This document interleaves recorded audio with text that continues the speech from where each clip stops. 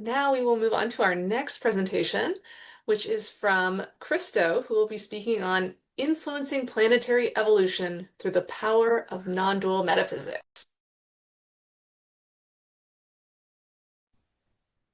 Thank you very much. Can I see if the PowerPoint's working? All right, it should be Yay, up now. okay. Great, I'll get started then. Thank you. Oh, wait, I just lost my Zoom. In the art of manifestation among contested realities, what is it that ultimately determines which reality will manifest upon planet Earth? Will we revel in splendorous social ecological utopia, or will we slide into dismal oligarchic dystopia? ESR taught me details about the severity of the polycrisis, and I noticed there hasn't been much improvement to the urgent situation I learned about 30 years ago when I first entered university. It's very discouraging to realize that humanity, or more precisely the species Homo sapiens, has not been able to correct its trajectory toward catastrophe. Recent developments in the United States have only accelerated the race to the abyss. That is because worldly power is in control, driven by a lust for the accumulation of material wealth. It is the intrinsic dense and dark quality of this worldly power that inexorably leads to dystopia. Well-meaning, educated, caring people, however, have been developing detailed visions of a brighter, more wholesome future in the form of social ecological utopias. Given the current sense of urgency heralded by a slide into plutocracy, us visionaries can no longer trust that systems of government will avert us from catastrophe. We must seize the existential reins, as it were, and take responsibility for our own futures. In the art of manifestation among contested realities, we must learn how to cultivate a power that will take precedence over the dense and dark agenda of worldly power. At the moment, I am referring to this solution as the power of non-dual metaphysics.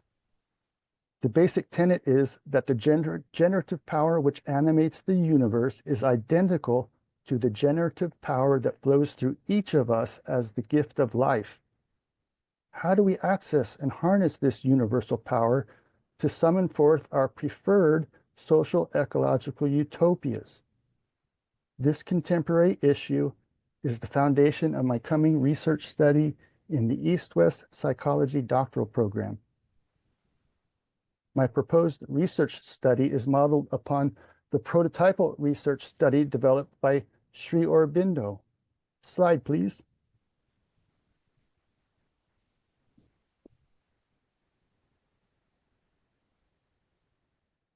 Aurobindo called this his integral yoga. Within the hexagonal structure, a very organic pattern, is situated the 6 dimensions of body, power, being, knowledge, peace, and action, with the integrating yoga at the center. It is very important to realize that for Aurobindo, yoga is far more than performing postures on a bamboo floor. Yoga is any disciplined, systematic practice of conscious transformation that may lead to union with the divine. Thus, sequestered in his ashram in Pondicherry, Aurobindo made his life's work mastering each of these dimensions, which he called in total the 7 quartets of becoming, or Sapta Chatusthaya. Each of these dimensions is a quartet because it is comprised of 4 specific practices or asanas. Thus, for example, the quartet of knowledge is comprised of 1. Jnana, the knowledge of fundamental universal principles; 2. Trikala Dristi, time knowledge; 3. Astasiddhi, 8 occult powers, including telepathy and remote sensing; and 4. Samadhi, or meditative absorption. Similarly, the other 6 dimensions each had its own quartet of specific asanas, making 28 in total. As Aurobindo systematically moved through his days, practicing his integral yoga, he religiously kept a diary, or what we today would call a journal, recording any progress being made toward his goal of the integral transformation. And those diaries have now been published in a two-series volume called Record of Yoga, which comprise in total over 1,500 pages. Although it is not always framed as such, by this system of knowledge production, Aurobindo's practice of the integral yoga was fundamentally, at its core, research, and specifically phenomenological research, where phenomenology is understood to be the philosophy of exploring consciousness through direct experience. As a prototype, Sri Aurobindo's model of Sapta Katustaya can be adapted to other research studies. For example, in my theory and methods class, I recognized its suitability for adaptation to the ecotopian ideal of becoming Gaia, which is Sean Kelly's phrase from his book of the same name. Here is the ideal of becoming Gaia organized as a research study utilizing Aurobindo's hexagonal model. Please show the next slide. Yoga remains in the center, and in this case, I envisioned it as a rigorous daily practice, including meditation, pranayama, and postures to condition and fine-tune the nervous system in preparation for study. Then, moving around the hexagon is re-indigenization, permaculture, Taoism, eco-village design, alchemy, and shamanism. The thinking was that by going deep into each of these dimensions, approaching each one as a systematic practice of conscious transformation, a student will be able to approach the ideal of becoming Gaia. Each dimension, likewise, was structured as a quartet. Thus, for example, permaculture, the conscious and deliberate practice of designing human systems after natural systems, and in the process, assisting Gaia in comprehensive regeneration, included the specific practices of one, charting the flow of energy and resources at the scales of the household up to and including the village, 2, planting Zone 1 vegetable and herb gardens, 3, starting a community nursery for the propagation of native plants, and 4, maintenance and rehabilitation of riparian zones. Within the integral yoga framework, each of these activities could be approached as a specific yogic practice, and that is the genius of the integral yoga. I am adapting this integral yoga framework to organize my new non-dual research study, which will be in this next slide. Thanks, Laura. I have retained the same organic hexagonal pattern as the prototype, with each dimension comprising 4 specific asanas, yet my objective has once again been revised. Whereas Aurobindo explicitly made his goal the integral transformation or ascension of consciousness to a level he called supermind, the goal of my new integral yoga is, quote, influencing planetary evolution through the power of non-dual metaphysics. In order to approach my goal, I have reorganized the Sapta Katustaya to reflect my revised objectives. At the center, I have placed psychic being, or Aurobindo's name for the evolving soul personality, which comes from the French, which is to say that I want to approach this work from a soul center as a matter of identity. I am my evolving soul being. I am certainly not my culturally conditioned personality. Then, moving around the hexagon, the foundation is at the bottom. A comprehensive study and deepening practice of Kundalini Yoga will be the basis of my research. At this stage, I understand Kundalini Yoga to be a methodology for cleansing and fine-tuning the energy body, comprised as it is of the chakras with a network of nadis. Massive purification will be the way to begin this dimension as the initial asana, so that a condition of ultra-sensitivity may result. I, or anybody else on this path, will need to be able to sense and perceive phenomena at an ultra-fine level. Additional asanas in the Kundalini Yoga canon to include in this dimension have already been cataloged, as in the publications of Yogi Bhajan. The six dimensions of the hexagon are also arranged as dyads. Thus, the three on the bottom are preparations for realizing their counterparts in the upper hemisphere. Kundalini Yoga, by design, forms a dyad with cosmophenomenology. This is a term I invented to describe a direct experience at a cosmological scale. I previously worked with neurophenomenology, which is a marriage between phenomenology and cognitive science. So cosmophenomenology is a marriage between phenomenology and evolutionary cosmology.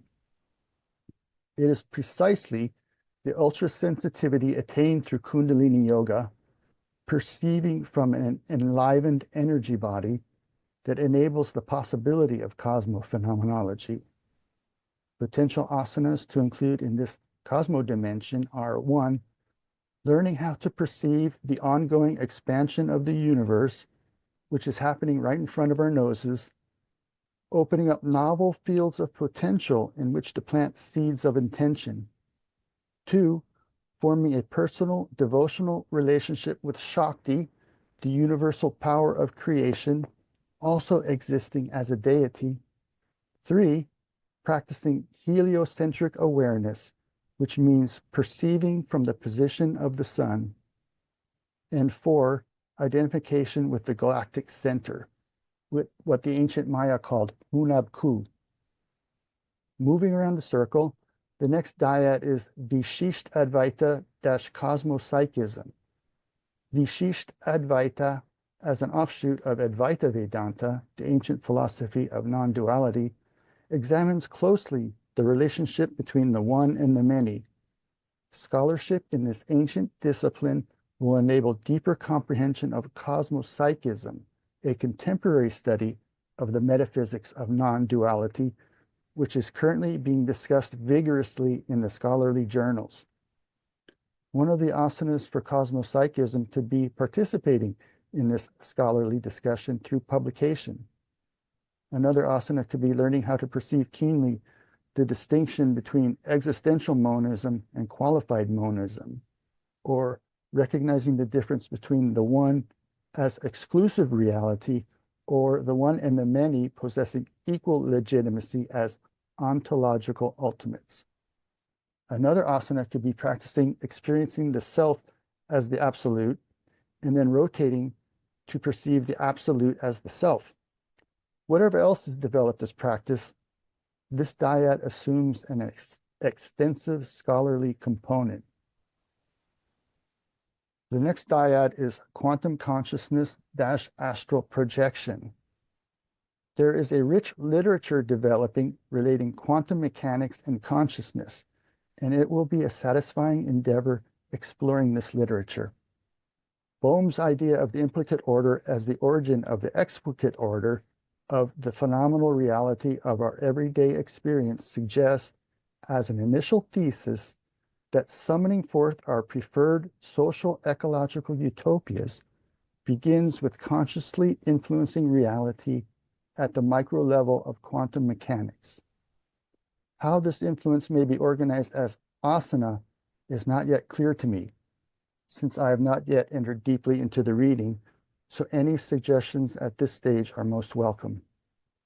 The other pole of this dyad, astral projection, is theorized as accessing the domain where, or from out of where, the art of manifestation initially takes form, a sort of archetypal 5D reality as a higher octave of our typical 3 or 4-dimensional existence, concepts which are better explained by my colleague Julia Yusupova.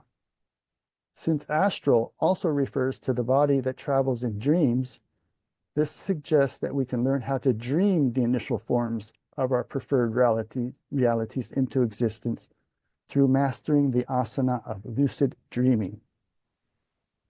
Here, then, is an initial explication of what I mean by influencing planetary evolution through the power of non-dual metaphysics. The subtitle could be Learning How to Create Our Own Realities. It has become increasingly evident that humanity does not evolve as a unified whole. Some segments of humanity are ready to advance into thriving social ecological utopias as comprehensive solutions to the polycrisis, while other segments are lagging behind, still apparently bedazzled by the detour of amassing quantities of material wealth. At this critical juncture, the vanguard of humanity cannot allow itself to be impeded by the dense and dark motivations of a worldly power. Well-meaning, educated, caring people, like those kind souls attracted to a place like CIIS, must learn how to access a universal power that will energetically take precedence in the art of manifestation. There is no conflict, nothing to fight about. Lifeways that honor the sanctity of life for all creatures will prevail in the end. Thank you.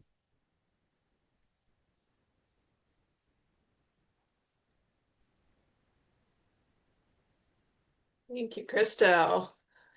So we'll move to questions. Curious if any of the faculty have questions first, and I'll keep an eye on the form as well.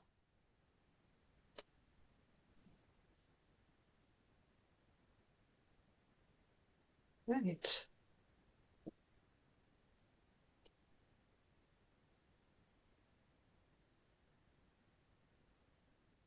Sean, please. Since nobody else is leaping in, thank you, Christo. That's really fascinating. You you make me want to excuse me, read Sri Aurobindo's journals, the four, is it the four quartets? I can't remember what it's called now. Yes, Saptakatastaya. Oh, that's right. Yeah, fascinating stuff. Well, I have a couple of questions. Choose which one you might want to respond to. One is I'm curious how this project, how it relates to your earlier work with design. It's like you spent so much time in your past working with in a sense, the outer world, and now this seems to be a major turn inward. How do you see the relationship between these two parts of your life? That's one question. The other one is your closing remark about there's nothing to fight. I'm paraphrasing. And this is similar to the question I asked Peter, I think it was, around Sri Aurobindo. Since Sri Aurobindo he struggled with the Asuras, right, during the Second World War. Spent a lot of time apparently opposing these darker forces. So there really was something to fight. There really was a struggle to engage in. So I'm wondering how you reconcile that aspect of Sri Aurobindo's activism with your closing remark. So either one of those two parts, if you choose to respond to it. Thanks, Sean.